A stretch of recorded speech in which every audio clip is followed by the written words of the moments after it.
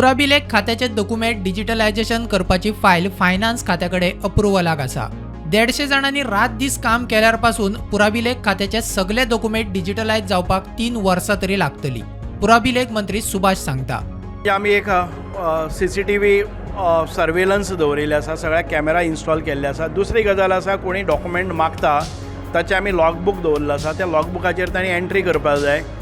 Document कोणाच्या हातान गेलो, केन्ना गेलो हाचे आमचे रिकॉर्ड्स आमकां मेळटात। आनी जेन्ना ते कॉम्प्युटरायज जातले, जेन्ना आमी डिजिटलायझेशन करतले तेन्ना ते व्हेरी इजी जातले आमकां, कळ्ळें न्ही। आणि सर डिजिटायझेशन म्हणटा तेन्ना तुमी परमिशनाक घाला आसता, पूण आजुनूय म्हाका परमिशन हय, अजून ती फायल आमचे फायनान्सांतल्यान येवपाची आसा, ती येतली आनी ताजे नंतर जातले।